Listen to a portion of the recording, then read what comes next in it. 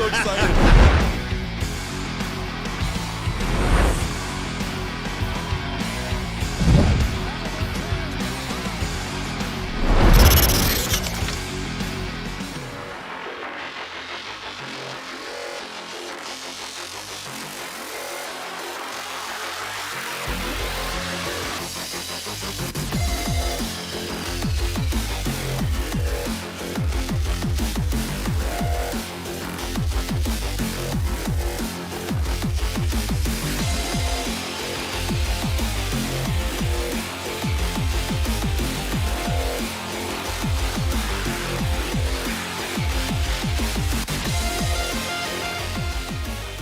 It's time for Two Guys and a Goalie with Dustin Nielson, Matt Kassian, and the goalie, Joaquin Gage. All right, 12 o'clock on the day before the trade deadline on Two Guys and a Goalie. Nielson and Gage are in studio. Cass will be joining us momentarily. You can listen on iHeartRadio. You can listen on TuneIn. You can listen at EdmontonSportsTalk.com. And, of course, you can watch on YouTube as well. And we'll get to a few more of your comments over there. Thanks for sliding in. And, yes, that Jimbo says that intro is awesome. It's a very good intro. I don't think we've talked enough about our intro for Two Guys and a Goalie. No, it's tight. I mean, showing Cass just laying the boots too. Yeah, just beating the crap out of two people. That's great. Oilers have made a trade. More of a minor deal. Is it the final one? I don't know. They still have room. Let's bring you up to speed here on Two Guys and the Goalie quickly. Like I said, we will bring in Cass when he pops by and signs in here as well. Your reaction, obviously, is 780-218-9999, 780-218-9999. If you're listening on TuneIn or on iHeart or at EdmontonSportsTalk.com, that is how you can communicate with us. Troy Stecher has been acquired by the Edmonton Oilers. Ken Holland, a man of his word, said they'd be going after a veteran defenseman. They got one that's played for the Canucks and the Calgary Flames, plus the Coyotes, plus the Kings, plus the Red Wings. But he's a veteran guy. Comes in, he's played 47 games this year, 5 points, 47 games with the Coyotes, 5'10", $184, not a big guy, but apparently plays a physical style of game, or does not shy away from things. But not a big body. I guess he would be viewed as your number 7. There's no retention on the deal. It is Stecher and a 7th from the Coyotes for a 4th. No retention on the deal, which means, and let me just check my text here. All right, so after acquiring Stecher, this is from Hart over at Puckpedia, who was on the Nielsen show this morning, the Oilers can still add $1.01 million in an annual cap hit today, or $1.04 million tomorrow, with the roster of 22 active players. Now, if they were to have somebody retain 50%, which has been all the hype right now, then you could add a guy who makes about $2 million tomorrow, and if you can somehow find a team to take on a broker this bad boy and save 75% retention, then you can still go out and get somebody who makes $4 million. Although I feel like if they had more coming down the pipe, they would have tried to get the Coyotes to retain on Stecher 50%, but they didn't. So we'll see how that plays out. Gager, let's just start with your thoughts. We were planning on spending this whole show today talking about the Henrique deal and the new lines, and we'll get to all of it. Your questions, of course, nasty chat or on the text line, but just quickly on the Stecher thing here, Gager, what do you think? It's what they needed, I think. We've been talking about for weeks what they should go after, what was the priority. I thought it was that 7th reliable, I believe, right shot D-man, right? It says left-right, but yeah, I like it. He's a righty. He's a right shot D-man that plays both sides, but it's a right shot D-man. So that's what we've been saying, Dusty. I think it's a great job. They filled. The Oilers are much better right now than they were 2 days ago, in my mind, for sure. So the grind, the wear and tear of the playoffs. There's undoubtedly going to be injuries on the back end. Stecher is a plug-and-play defenseman, not lots of experience, is not going to be overwhelmed by the situation, opposed to a young guy coming in that case. So, yeah, it's great. Yeah, maybe what did Tommy say yesterday? Gets the PJ over and gets him into the game. Pick him up and get him going. Yeah. I'm just looking here. Rye Guy says the Coyotes could not retain as they're already retaining on 2 guys. I thought you could retain on 3 guys, though. Right? The Ducks are retaining on 3 guys. So I think you can retain on 3. I might be wrong, but I'm pretty sure you can retain on 3. Zedmo's in and says, no better than what we had. So, yeah, interesting reaction. Obviously, break this down. Let's bring in the third member of 2 guys and a goalie, and that would be Matt Kassian today. Cass, happy day before trade deadline day. How you doing, buddy? I'm doing good. If it looks like I'm frozen, but you're frozen, but we can hear you. If you want to reconnect, you can reconnect, and we'll just pop back on the 2-shot. Reconnect. Yeah, I'll pop back up here because he sounds good though. Sounds real nice. I thought he was just doing the sprinkler. You think that's what it was? He's just kind of stuck in that one spot. Just stuck in the one spot. Gage, do you think this is it? It could be it. Yeah. This is 3 bodies. They do have some cap space still though. I mean, and if you get creative, which a lot of teams have, you could add a $4 million player, or if there's a defenseman over there that makes $6 million, you could trade Cody Ceci and get that defenseman. Yeah. With retention and stuff. Like, it's not easy, but there's creative ways to still try to make more stuff happen. I asked the guys in the hangout this. So what if all other avenues have been exhausted? And could you use your remaining cap space to actually use as retention to get some picks back a la draft day? Or would that be too difficult? Okay, say this again. The remaining cap space that you have is what? Like it's 1.5? It's 1.01. 1.01. Be 1.04 tomorrow. So depending on other trades that are happening, could you somehow get a pick get some picks back with to use it up if you you're just done, use like it up. done. You're not using it, right? Well, I think they probably would try to put it towards the Brown, like whatever cap space they have at the end of the season would be put towards the Brown, right. the Brown contract stuff next year. That's probably how that would be. Plus, I don't think this city would do well with the Oilers retaining on anything. Right? They want them to spend 100% right up to the limit. 780-218-9999, 780-218-9999. But yeah, that would probably go to the bonuses. There we are. Cass, can you move your body? I can move my body. Say everyone was complaining about my webcam, so I got another decent one. Oh. And I was trying to run it, and then it was having all kinds of issues with the system, and I couldn't hear anything, and then it was trying to run so just all kinds of issues. So my apologies for being late. My apologies. Did you guys hear that Gensel went to Vegas? When did that happen? No, I didn't. I just everybody's been making Vegas jokes all day, and I can't take it. I get tricked every single time. Funny guy. What's scary is that it's like plausible, right? Is like it's realistic. It might happen. That's what's crazy with it. What do you think of Stecher, Cass? And is that it on the blue line? Do they go into the blue line? Do they go in the playoffs with this blue line? Stecher's your 7. Yeah, I think so. I think so. Not expensive. You have from a cap space, you can make it work. To me, it makes sense, and that's what we wanted them to go and to do, is to add a little bit of depth. And Stecher, he's been around for a little bit. He's a veteran guy. Not a 20-year-old kid. So I don't mind it.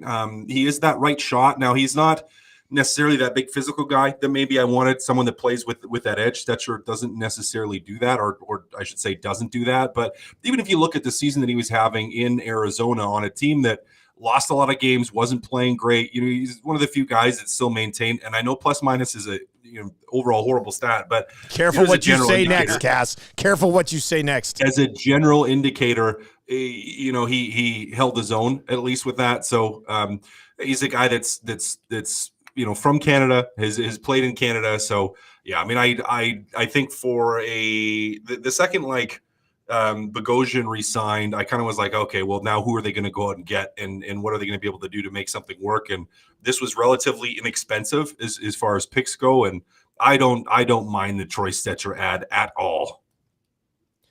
Okay, let's ask this question with this blue line. If this is it, and they do have some room right now. I don't know what else necessarily would add unless they decide to move a body out and maybe try to do something a little bit bigger, whether it's on the blue line or up front.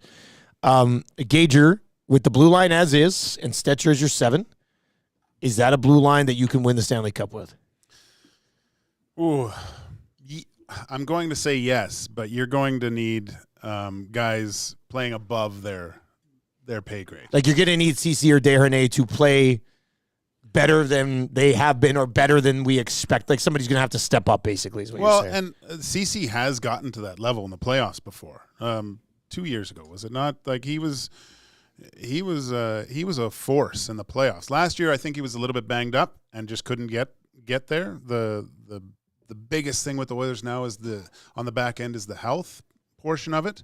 But like I said, guys are going to get injured throughout the playoffs, and now you have someone that you can put back in there and have the reliability to be in key situations, I think. So, yeah, I think they do. What worries me mostly is looking at that Vegas back end now. Yeah, that is a little bit concerned about the Hanifin deal. Yeah, that really shores them up. But saying that, Vegas has been injured a lot this year, like for extended periods of time. Whether it's on purpose or not, that's debatable. But having all those guys healthy, that's multiple layers you have to get through, and then get to a really good goalie right now in Aiden Hill. So, it's going to be fun to watch. It's pretty good of them adding Hanifin back to that blue line. Especially, I was at that game, the Calgary game. The Oilers were not good at all, but he looked fantastic. He's a horse, right? Oh, wow. Like, reading the play, I think he scored twice, like, nice goals, gets in the right position, first pass, he moves around. Like, he's a gazelle out there. That's a great pickup. Quickly on waivers today, Brendan Lemieux, Tony DeAngelo, and Antti Ranta all in Carolina. Yeah. Iceman Willie Legason in Toronto, Osterley in Calgary, Kachuk in Chicago, Cormier in Florida, and Tobias Bjornfoot with the Vegas Golden Knights. Justin Abalgoni says, McDavid and Draisaitl go supernova. We can win the cup. Cass, what would your level of confidence be in the blue line heading into the playoffs as currently constructed on a scale of 1 to 10? Yeah. When we look at their team, that's probably still where you have the most question marks. But I'm at like an 8, level 8 confidence. I actually feel fairly confident with the depth that, and it was more because of injuries. Now, I haven't judged Cody Ceci. Now, completely biased. Yes, I am. But his play nearly as harshly as some. I haven't at all. I'm not freaking out with this group. I think it's a stable group. It's a steady group. I think Stecher, bringing him in, if Vinny Desharnais does struggle, if the speed amps up, you have another option to play on the right side. A veteran experience. So, yeah, I think you just solidified your depth defensively, and I think it puts you in a pretty good position. Now, does it have to be a by committee? Do you need players like CC and like Kulak to raise the level of their game to have success? Yeah, I think you absolutely do. You're not going to be star-studded like maybe the Vegas Golden Knights defense is. I would argue that the Dallas Stars are similar in that regard, where their defense looks pretty good right now too. Now they're still a highly offensive team and they got to sort some things out, but you're going to have competition, as we know there was going to be in the West. But yeah, I think I'm pretty comfortable with this Stecher at. I think I'm sitting at that like 8 level.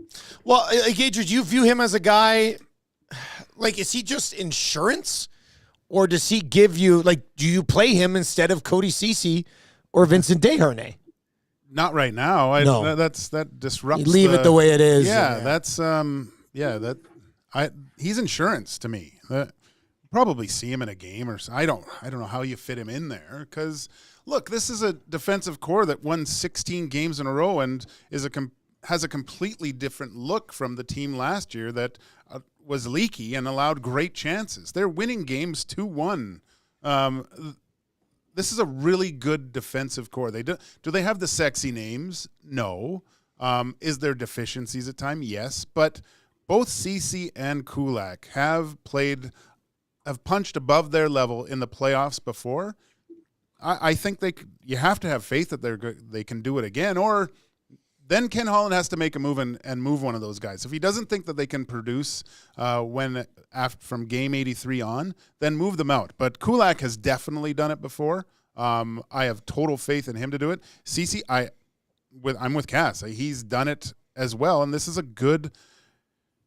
They've been together and battled for now. It's going to be 82 games. This is what you made your bed with. I think there's something there with this crew. This text is in 780-218-9999. If you're listening on iHeart, or you're listening on TuneIn, or you're listening at EdmontonSportsTalk.com, you can text us anytime here on Two Guys and a Goalie, Tuesdays and Thursdays at noon, 780-218-9999. So, boys, if we agree that we need to count on Cece and Desharnais to step up, then why should we be happy with Ken being done? If it's cup or bust, then we're busting, apparently. I mean, it's interesting take. Yeah, how much more can you add, and how much more can you give up? I mean, you want it's cup or bust this year, but it's also cup or bust next year. Like you can't. Cass, basically, what the Oilers have done here, like of things that matter, they've added Adam Henrique and Carrick. We haven't even got to this yet, but they've added Adam Henrique, Sam Carrick, and Troy Stecher for basically a first. Yeah, like that's really all that they're going to miss from this. Yeah. Yeah, and they've done it quite well. What pit is the 25th pit? And I said this before, like, what's the odds of that pick getting into the Oilers lineup over the next 3-4 years? You know? Highly unlikely. Slim to none. Yeah. So, I mean, when you look at the Vegas Golden Knights and what they've done over the past since their existence, we're getting rid of the picks. They're Dusty in fantasy league. He's wheeling. I'm giving away picks like crazy. But you know what I'm collecting, Cass? I'm collecting rings. Yeah. I'm collecting championship rings. I've got 7 of them at home. And I'm not even kidding. I do have big, huge 7 championship rings at home. But yeah. So I mean, gamble on the future. So many the unknowns of a draft pick opposed to an Adam Henrique that's a proven NHL player. I take that. It would have to be a top 3 pick. I think and then I'm even thinking about it, to tell you the truth, depending on the draft class, I guess. Daniel Nugent Bowman is saying that he strongly suspects the Oilers are probably done. I think that would make sense. They've added a depth defenseman, they've added a 4th line center, and they've added a guy who tonight is going to play on their 2nd line left wing. So it would make sense that they checked off all the boxes. I know Jordan Eberle's name has come back up. I think Frank Saravalli was saying that the Oilers had still kind of had a little bit of interest and were circling around on Jordan Eberle. Cass, I mean, if you were able to bring in Eberle financially and make it work, I'm not opposed to it, considering they've already checked off a lot of other boxes. Like they've already got their Henrique, they've already got their 4th line center. They've taken care of some of those. I still don't necessarily think he's a great fit. And then you'd have to play Henrique probably as your 3rd line center, or however you want to sort that out. Probably not necessary. Is that okay? Like I don't want to say something bad about Jordan Eberle, but I view it as kind of not necessary. No, I don't view it as necessary. I don't know if he fits into how you want to play stylistically in the top 6. You're probably getting a little slower, and yes, he can finish. But yeah, I just don't see the need for it. I don't see the need for it. I don't, guys. It to me wouldn't make much sense, especially given that now, as you mentioned, Dusty. I mean, you really you're a 1st rounder out here, and how much more are you going to have to give up then for Eberle? Does that end up being another 1st or a 2nd? Like it just, I don't know. I don't think you get that much better by adding him. Guys, my assumption is the Oilers are done too. They did exactly what they probably wanted to do, which was add depth up front, add depth to your D, and let your big guns roll. That's what you wanted to do. You added depth with the Henrique, who can play center in your 3rd line, or can play up in your wing on one of the top 2 lines if you need him to, and another depth centerman that's a righty that can kill penalties. So what else does Eberle bring you at this point? Yeah, no, I if they're going to do anything, I think just a little more beef on the bottom 6. Someone someone that can lean against another team for over a 7-game series and question their. But that's Corey Perry. Yeah, well, I'm saying just adding another person like that is always beneficial. But yeah, I think I know you want me to play there, but I'm out of shape. Did you not see yourself in the intro, Cass? I mean, you beat up 2 guys in like 15 seconds on our 2 guys in the goalie intro. So come on now. That's thought it was his video resume. I just threw a poll up and said, "Are you okay with it if the Oilers are finished?" There's no votes yet because it just got posted. The options are yes or no. Gager, let's play a little game of guess the percentage of overreaction here. What do you think the percentage is going to settle in by 1 o'clock today when we wrap up 2 guys and a goalie? I'd say 70% are good, 30 not. The first reply, I didn't even refresh the vote yet, but there was a reply 1 second after I posted it that said the whole word, F no.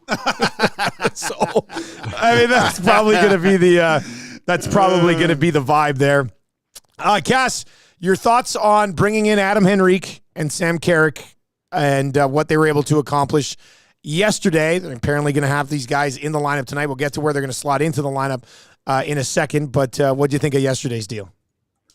Yeah, I thought it was a good deal. Again, you accomplished what you needed to accomplish, and you didn't have to pay way too much. You really didn't. Like it wasn't. It was.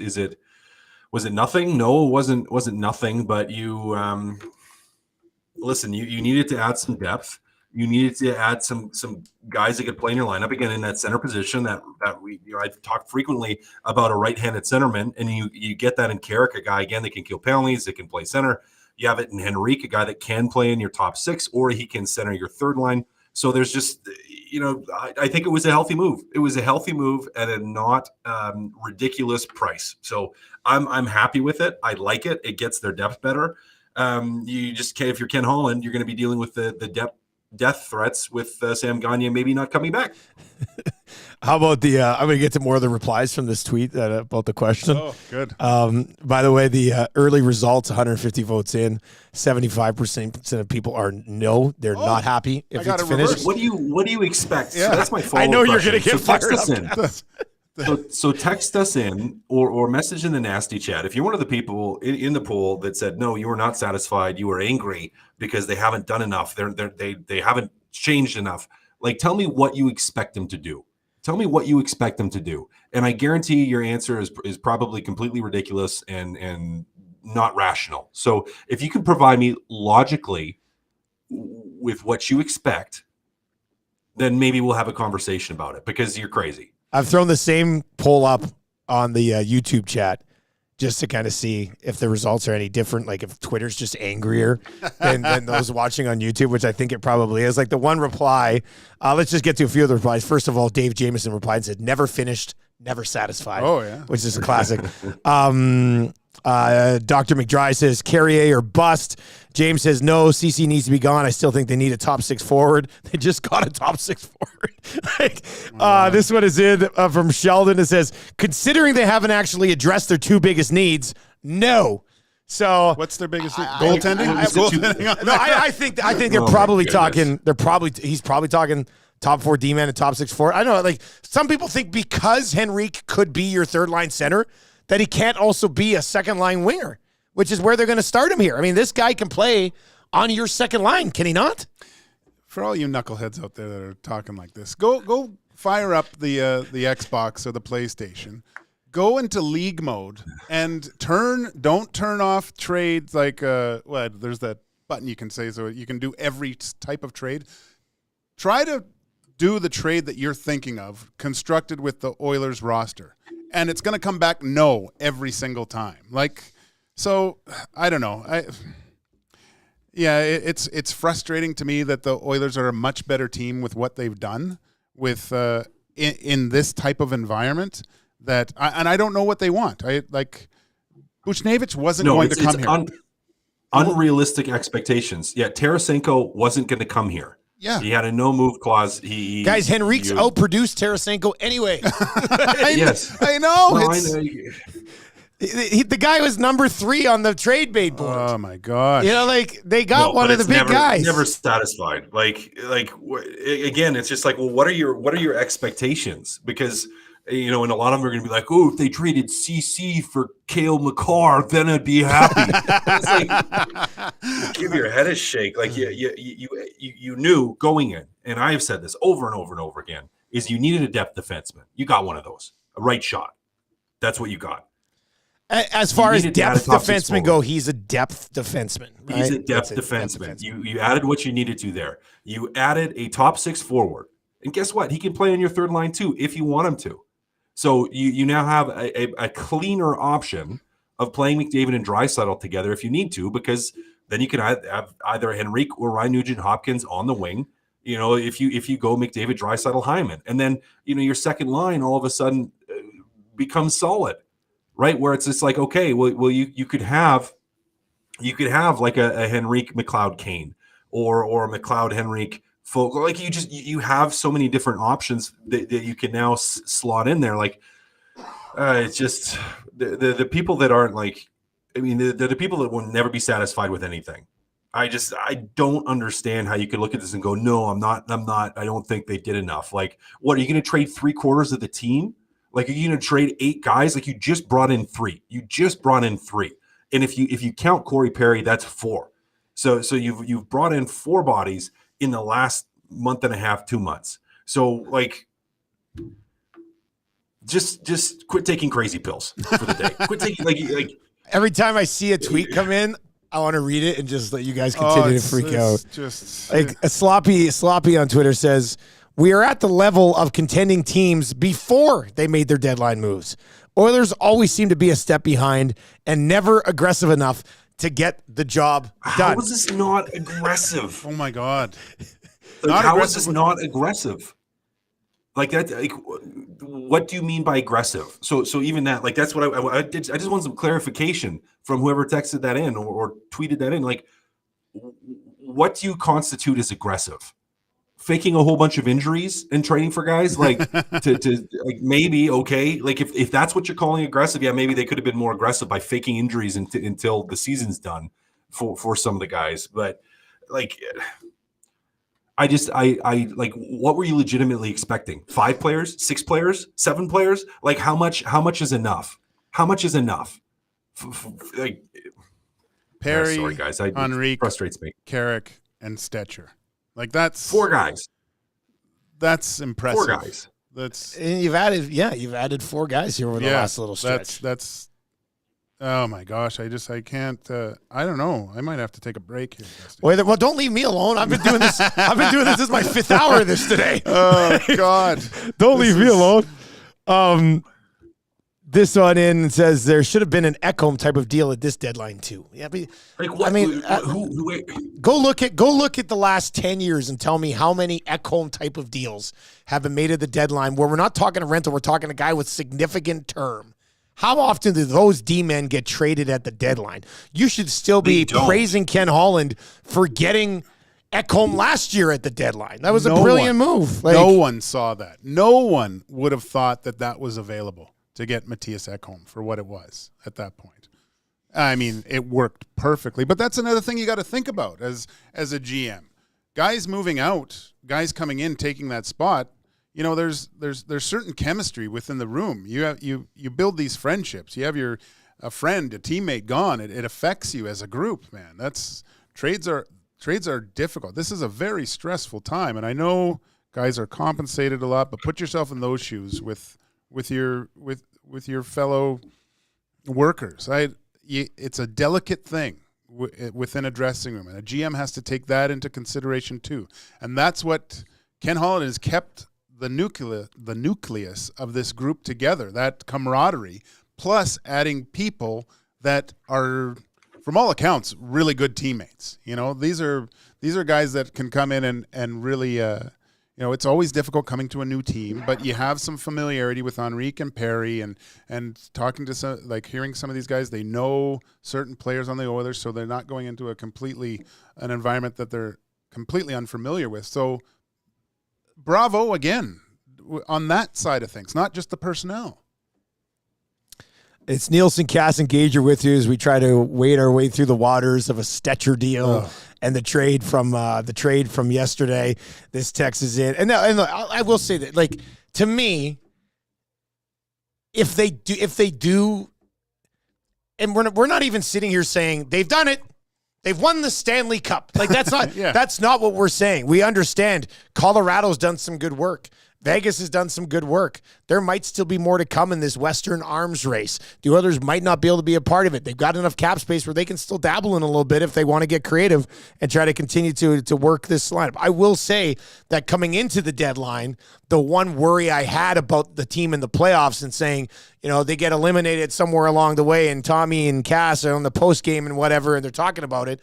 Like, I don't think they were ever going to say the Oilers, you know why the Oilers lost this? Because their forward group was weak. Like, I do think what they've done is they've improved what was already the team's strength and left a question mark around what was the question mark, which is their blue line, right? Cass, like, that's not an unfair take against these guys. Well, no, but at the same time, like, you're like if we look at the significant defensemen that were available, most of them with Calgary, who's not going to trade with you.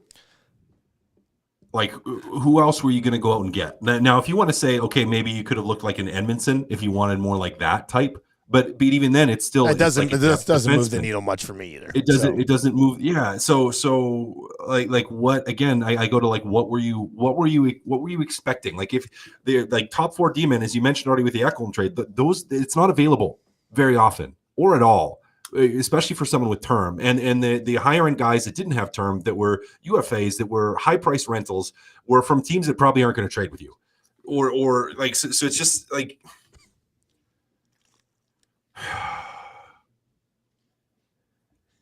and if you wanted to look at it and say, like, okay, well, what about like a Bowen Byram, who went to Buffalo? Well, they traded Middlestat. And they have a plethora of young guys in the system. Look at, like, local product Matt Savoy, for example, who's playing for Moose Jaw right now in the Western Hockey League. I've had a chance to watch them play a couple of times this year, where it's like they have replacement players in the pipeline. They needed to actually trade one of their young forwards because they have a lot of guys that are coming up that are going to be fighting for spots, and there wasn't going to be enough for them. Goes to Colorado, so it's like, not to mention he's a left side guy. Like, it just who are you expecting? Who are you expecting?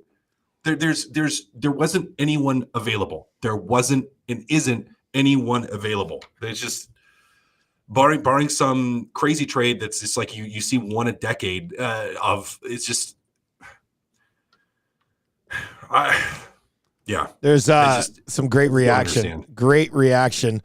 Stubbs09 says the top 4 D-man was needed, but I think Holland did well adding to the depth of the team for nothing. Essentially, no, they did move a first, but Henrique is not a depth add. Adam Henrique is a significant piece that can play in their top 6. He can kill penalties for you. He can give you incredible center depth if that's what you want. Like, this is a team now that can run McDavid, Draisaitl, and Henrique down the middle and allow Nuge and McLeod to play on the wings if that is what is required. So they did not just move a first rounder for depth. Adam Henrique is not just a depth piece. The other 2 guys clearly are, but they also are depth in areas where they needed depth. It's not just like a bonus add along the way. Let's get to a few more that have come in. I'm having trouble keeping up because it's absolutely flying along over here as well. D. White says, I'm not overwhelmed by the trades, but I do believe that the team has been improved. Gordon says, chemistry is always a big concern, especially when things are going well. Perry fit right in, but nobody knows how these new additions will fit to the roster and if they gel with their line mates. But that's what everybody does, right? So the entire Western Conference, the top end of the West here, I would think 3 weeks ago, when you ask somebody who's the best team in the West, and we've done that a number of times on our shows, the answer is always like, that's a really tough question. You can make a case for Winnipeg. You can make a case for Colorado. You can make a case for Dallas and Vegas and Vancouver and Edmonton. And of all the deals that have been made so far, to be honest with you guys, my answer is still the same. Like, my answer is still the same. I don't think I don't think because of the trades we've seen so far, and there's still 24 hours and 27 minutes until the deadline. Cass, I don't think any of these teams have separated themselves from anybody else, really. No, unless you count the Vegas Golden Knights when they get Gensel. Somebody texted in and said, $120 million salary. Do you guys know if Gensel and Buchnevich are going to be in the lineup for Vegas tonight? It's not done yet. The answer might be different in 24 hours. But for me right now, the entire top end of the West is still a wide open crapshoot, and everybody's kind of just been able to keep pace with everybody else. The top teams in the West, I mean, just the Pacific alone, Dusty, it's, Vegas, Oilers, I mean, Kings are faltering, Vancouver, it's going to be tough regardless. And what everyone's done so far has just made it even more difficult. I don't know. I don't know what people expect at this point. I'm completely satisfied with what has been done. It's Adam Henrique is, hopefully he has 4 goals tonight and then everyone can just be quiet. So maybe that. I just hope he has a point and McDavid has 2 assists and the others win in regulation. Yeah. Plus 550 available over at CoolBet right now. Go to coolbet.com. Get in on that. That's your EST parlay. Slide that in. That's how you plug it. He scores tonight for sure. I got him for a point. Yeah. But I could see that. If he's going to play in the top 6. Yeah, he's scoring for sure. This text is in, and if you are new to EST and you're just looking for that deadline day content, we suggest you stick around. We like what we're building over here, and starting on Monday on all of our shows, you have a chance to qualify for a trip to Vegas. We're going to be giving away a trip to Vegas starting on Monday, qualifying up through the month of March and April, and somebody's going to win a trip to Vegas, nonstop flight 4-2 to Vegas, 3 nights accommodations, and tickets to a Cirque show as well, courtesy of our great partners over at the airport. That's FlyYAG. So starting on Monday, qualifying begins for that. So tell your friends about Edmonton Sports Talk. This text is in and says, I get what you guys are trying to say about they can't make these crazy moves to make it work. Then Kenny doesn't seem to want to even try to do what teams like Vegas do. Not the injury part, but more the bringing in players, even if they have to move core pieces of theirs. But, for example, in the last 24 hours, yes, Vegas did get Hanifin, but they didn't necessarily move out a core piece. They made a trade deadline deal for a left shot defenseman, and they got him. The Edmonton Oilers traded out a first-round pick, just like Vegas did, and they decided to address what they had up front in Adam Henrique, who's also a rental, like Hanifin, and is going to play in the top 6, which addresses one of the major needs. What's the difference? I understand what he's saying, but he's what did Vegas do outside of give up a first for a rental that Edmonton didn't do, which gave up a first for a rental? I'm trying to see what are we talking about here? The Knights have, the way that they've done things over the last 5 years is very interesting. They don't care about picks. They just go for it every single year. The fact they move key pieces in the offseason, Dusty. That's when they're moving their chess pieces around the board. I like that move because the people that are coming in, like you said, nothing's going out. The chemistry still stays intact, and that's what we see in Edmonton. That's what we've seen in a few other teams too.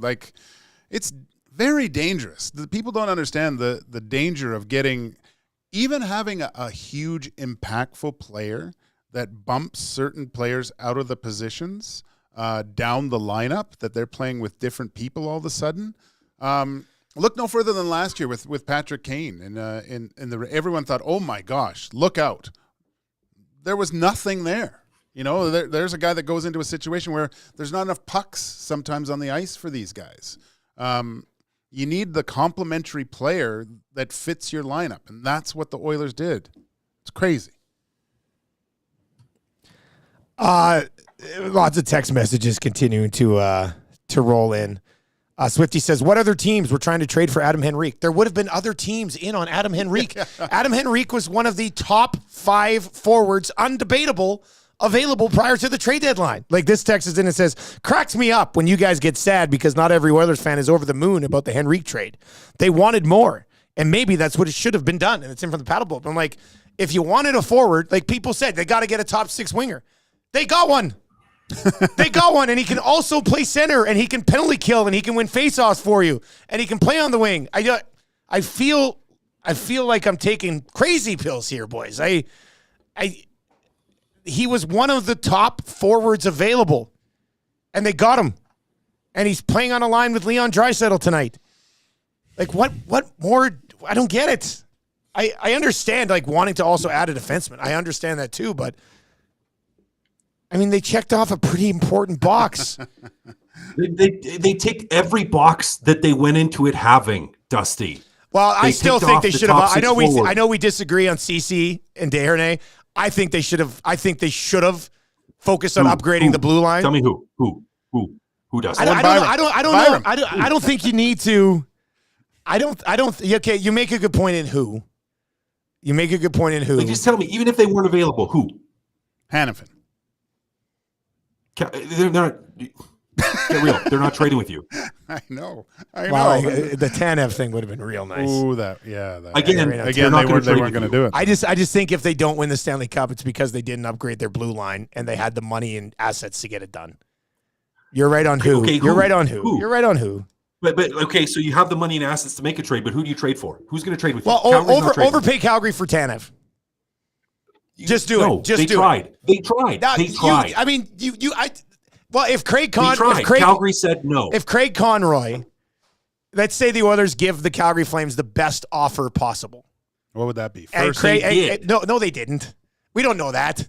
Come on, Cass. What would it be? Like first Holloway? They say, here's a blank check. Oh, okay. Take whatever you want for Tanev. And Craig Conroy doesn't do it because it's Edmonton, then Craig Conroy should be fired. Yeah. Because that's not how you operate an organization. So I understand, he doesn't want to help. We had somebody texting. Did you hear that text today from the guy? It was this huge long lineup, and it related back to Sam Gagner and Craig Conroy fighting. And it was just wild. It was this great text. But like, it's not my job to find out who. I mean, go and pry somebody away from somebody. There's 14 teams that aren't going to be able to play in the playoffs this season because they're not close to good enough right now, and they already know it. Like, there's got to be a top 4 defenseman somewhere out there, and just because insiders don't have him on the trade bait board, that doesn't mean he's available. Hell, they did get Ekholm last year. Was Ekholm even on a trade? He must have been somewhere like lower down on a trade. I can't remember. But even Holland said he was talking to Pohl about that almost at the beginning of the year when he talked about working on that for a while. Yeah. Like, I like what they did. I'm not even like an anti what they did guy. I like Henrique. I like Carrick on the 4th line. I think he'll add something they didn't have on the 4th line. They had to get a depth defenseman. I just think when it's all said and done, you might have dropped the ball on what would have been the thing that you really, really, really need. You know? Okay, so you guys still haven't answered. No one has answered me this. Are you going to say who again? If you say who again, I'm leaving. I got lots of stuff to do today. You might have to then stand up and leave because I'm like, okay, all right. So who that doesn't have a no-move clause or modified no-move clause that doesn't play for the Calgary Flames, were you going to trade for? Pick anybody. Who? I'll start going through some rosters here. I'm trying to be like a questionable legitimate. I'm gonna try to go through some rosters here, but I mean, I just hate the fact that we have to say that it doesn't play for the Flames. The Flames, everybody knows, been gonna tear this thing down all season. Yeah, but make a play for Tanev, man. I'm just saying, pay for Tanev. If I'm Conroy, and I'm with the Flames, you take the best possible offer. If Edmonton writes me a blank check, then I'm going to the 10 other teams that called me about the player and saying they wrote me a blank check. Mm-hmm. Up what you're asking. Right, you write me a blank check too, and we'll make a deal. That's called negotiation and leverage to avoid But seriously, so nasty chat or otherwise, tweeting, texting, whatever. I'm puzzled. Who? Like you're. It's someone. Jesse Sabo in the nasty chat says, "What about Chychrun out of Ottawa?" No. Like, is he he's that upgrade in that top 4 that pushes you over the edge? No. He's an upgrade in the top 4, boys. Come on. He's a Band-Aid. He is a Band-Aid. I can't argue with the Band-Aid, but I mean, I think if you asked every single general manager in the league who you'd rather have, and the answer and the options were Chychrun, Ceci, and Desharnais, it's a unanimous 32-0 sweep. Now, with that being said, you'd probably be hurt and you would miss him in the playoffs anyway. But Someone's in Eric Johnson. Eric Johnson, the guy that moves the needle that much? No. I can see that happening. I can see us get to the postseason, and we're covering this team, and we're watching this team, and they've got the forward. Like I already thought they had one of the stronger forward groups in the league. Oh yeah, and they've added to it, and it's way better. So I think they've strengthened their strength, and have kind of left their weakness sort of hanging out there. That's all I'm saying. Who was it you talking about? Henrique's kind of. Someone said he's a Nuge light. Like I can't remember who it was. Was it Gazdic this morning or Noodles yesterday on Oil Stream? Maybe. Yeah, maybe. I mean, that was you got a 200-foot player that's responsible and can contribut offensively. That's. Like you said, he was third on the trade bait board, for crying out loud, Dusty. Yeah, he was up on the list. Like he was. Jenna says, just the Stecher deal stinks. I don't see how he's an upgrade on anybody. Well, that's the thing. He's not. He's a depth guy. This is a depth move. Even when we were talking this past month, what did we say? We didn't think that they were able to get a 2-3 defenseman out there. It would the cost would have been way too high, and it would have disrupted those. The way that this decor has been playing, they won 16 games in a row, for crying out loud. They needed just to shore it up in case of injury. That's what they needed to do, because I don't think there was a dance partner to do something, and it would have been to get CC. You would have had to add something else, and it probably would have cost you a lot more to the chemistry of the team with a plug and play player. And Ken Holland just wasn't willing to do that. He wanted to keep these guys intact. So, no, they did what they were supposed to do.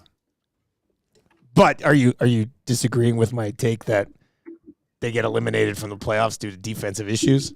I don't. If it happens, you don't see it. You don't see it. No. Really? Yeah. Well, good for you guys. Then I like the. So, do you think Desharnais continues to trend in the right direction? You go first, Gager. Who's beside Nurse to start the playoffs? I think they go back. Go back to CC. Yeah, but Desharnais has gotten 10 times better. It will be interesting going up against a 7-game series to see. His foot speed is tons better than what it was. I've said it. His defensive mind has gotten better as well. The angles that he's taking, he's defending with his feet more. No, this is a really good defensive core. And the way that they're winning games is completely different this year. They're low scoring in games where high intensity, next goal kind of wins mentality throughout the whole game. And they've cruised through this. Won in games in third periods, down a goal. A lot of other teams haven't won games in a similar fashion as the Edmonton Oilers. And that's something that's very special. That's something that you learn over the 82-game schedule of how to win games, how to win close games. Because they've been playing not playoff hockey, but as close as possible to playoff hockey defensively for probably the last 50 games. Yeah, like since late November. Yeah, pretty much, right? Yeah, they're not blowing the doors off teams, not relying on their power play. It's focused on their penalty kill and their 5-on-5 play. And 5-on-5 play, you're rotating all 6 guys through there. It's a different. I think people are looking at the Oilers in lenses from years past. This is a different type of defending team. Cass, who do you have beside Nurse to start the postseason? It's probably going to be CC. Back to the veteran to start the playoffs, and then have Desharnais with Kulak. Probably, yeah. See how it goes, though. We also have to remember that Broberg is still in the conversation somewhere. Future Conn Smythe. People who've been watching him in the American League think he still factors in here somehow this year. He could.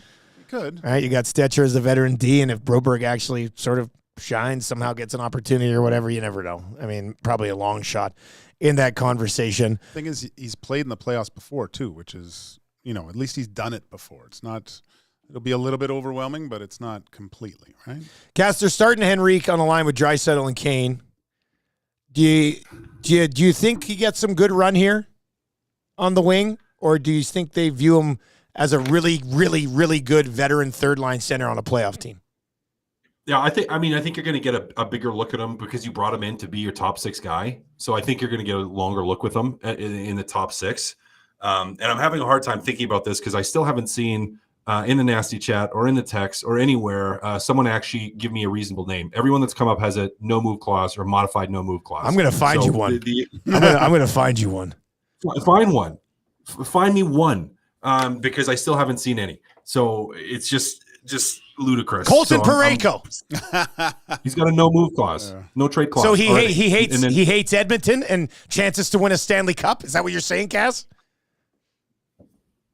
If he doesn't want to move, if his family's there, if he's got his life and he doesn't want to pack up and move. But come on, Parayko could be a guy though. You got to give me that a little bit. He's not coming home, Dusty. I'll play chance. Again, chance of the cup with the Oilers. Give me someone that doesn't have a no Mind move you, or no trade. He's got a long contract that you probably don't want to take. I was just spitting names. You don't have the cap. Yeah. So X-Ray J is in on Tenorti. He's not an upgrade on those guys. He's the same type of thing.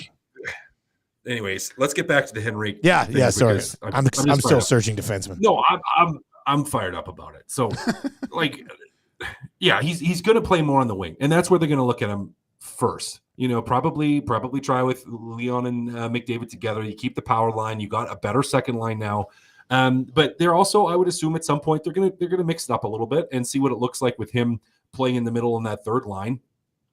So you get a little bit of a different look. Maybe he does fit in with Kane and Perry there, and it turns into a line that has some jam. Then you're running with McDavid and Draisaitl split, and you have 3 guys with depth, and then a solid fourth line in, for example, Janmark, Brown, and Carrick or something. So you have some options now with him. I would assume at the start you're going to see him try to slide it in that top 6. That's what you brought him here for. And then depending on how everything goes, you're going to see some tweaks and adjustment and a little bit of a blender to see what works best. A lot of defensemen have no trade clauses, Cass. Yeah. Yeah. There's nothing. I don't know. I just we would not have thought about Ekholm 3 weeks before the deadline last year either. No one did. Thank God they have him. Mm-hmm. Imagine the Edmonton Oilers without Ekholm, man. No, if you're running Kulak and Broberg on your left side behind Darnell Nurse. Darnell Nurse isn't playing as well because there's so much pressure on him. The Ekholm trade is basically giving them a legitimate shot at the Stanley Cup for a few years here now. Yeah, you would have last year. You would have had. Well, if that didn't happen this year, you would have had to get rid of some major assets to get that Ekholm player. I don't even know who that would have been, but it would have cost a fortune. What do you make of Carrick, Cass? What's he do for the? What's he had 26 fights over the last 3 years? Not a huge guy, but plays a physical game. It's got 8 goals, 3 points. What do you like? Is this a guy that's stapled to your fourth line as your center? Yep. Yeah. You want him to take draws. He's a right-handed shot. Plays that gritty role. I mean, he would be, if you want to view him as something, you view him as like an upgrade on Derek Ryan. Really, that's a little bit scrappier of play, can kill penalties. So yeah, I think you kind of have him locked in as your fourth line center. That's probably where he's going to play, and he's going to kill penalties for you. Who else do you like on that fourth line? Matthias Janmark, Connor Brown, Derek Ryan. Some people say Sam Gagner. I mean, if they have $1 million, they can get Holloway back up here. I mean, so he could be an option as well. Gage, what would be your ideal fourth line with the options that they do have kicking around? Derek Ryan and Janmark, I think. Yeah, no, Derek Ryan was a beast in the face-off circle. I can't remember which. And having another guy that's good on face, that's key, and possession is key. Right, so to have guys that, maybe at certain points the guys are struggling a little bit, you have a guy that can win a draw, switch, get a quick change in there on defensive zone draws, things like that. I just think having more options with guys that are good in the dot helps. So that's why I'm keeping those Derek Ryan out there too. Kane, Henrique, and Draisaitl. Very fascinated to see how that looks tonight. They're all if Henrique is a little noogish, Mm-hmm. You know, there should be a good piece with Kane and Draisaitl. It's just a matter of you can get Draisaitl and Kane on the same sort of page from a chemistry perspective, right? Well, because if thinking back, Draisaitl performs quite well when he had Nuge, when he plays with Nuge. Like some of his best success during the regular season. Obviously, it's good with Connor, but away from Connor, when Nuge is on his line, it's a formidable line. So maybe Henrique can be that kind of Nuge player for Draisaitl that provides those responsible 200-foot play where Leon can kind of just play his game. It'll be interesting to see. I kind of thought maybe Henrique would start on the third line and just kind of ease his way in, just to the competition they're playing against tonight. Obviously, the Oilers should win this one, but not having to get in there and produce offensively right away. I know it would be different if he played with McDavid, right, off the hop. But yeah, I understand because everyone, this is your top six guy that everyone's wanted to see, and but I don't know. Maybe starting him just a little lower, just a little bit lower expectations. What do you think about that, Cass? I missed it because I was angrily typing. Cass is arguing with people. All right, Cass, well, let me ask you this because I know your focus will be here. What about Savard? As the is it improve? Okay, so is he an improvement? Sure, he's a small improvement, but does he answer people would still be like, oh, they didn't do enough, they didn't bring in a legitimate, is he a legitimate? I think that would have pleased. I think that would have pleased a lot of people. Yeah, if you're just trying to make people happy. Under contract next year as well. Doesn't have a no move. Looks like we've found the answer. Okay, so now you have to get a team to actually trade him. So if he's actually available, so you give me one guy. So it's like the only guy you could look at so far, maybe. And then why didn't he get him? Why didn't he get him? As a slight upgrade. I see you're in caps lock mode over there. You're full blown yelling at everybody. I got so much time for Cass raging in the nasty chat during two guys and a goalie. All right, let's just take a look ahead. Obviously they play the Columbus Blue Jackets tonight. 3:30 pregame show with Tom Gazzola. So coming up here on TuneIn and on iHeart, we're actually going to have a replay of the Hangout today, which was a good one, was it not, Gager? Yeah, it was solid. That was a lot of fun today. Good numbers on that one today. Yeah. So Hangout replay coming up. Usually we got Nielsen Show replay, but with pregame starting here in 2.5 hours, you're going to give you the Hangout replay coming up over on EdmontonSportsTalk.com or at TuneIn and on iHeart. Cass, there's still some names out there. Buchnevich, Gensel. Where do you think these guys end up? Where would you like to see these guys end up? And I know the answer is out east somewhere, but what do you think? Out east and not Vegas, but I don't know how much the likelihood of that happening is. So out east somewhere, anywhere in the east, anywhere. Gage, do you think one of these guys ends up in the West? Everybody in the West seems to be adding. I feel like, well, did they end up in the West? We know Buchnevich already sitting there, but no, I feel like Boston or the Rangers or Carolina have team to get involved here somewhere. Carolina. I mean, what was that weird trade for Carolina? Was it with Vancouver to get Lindholm or something? That was the three-way with Lindholm, DeBrusk, and Gensel.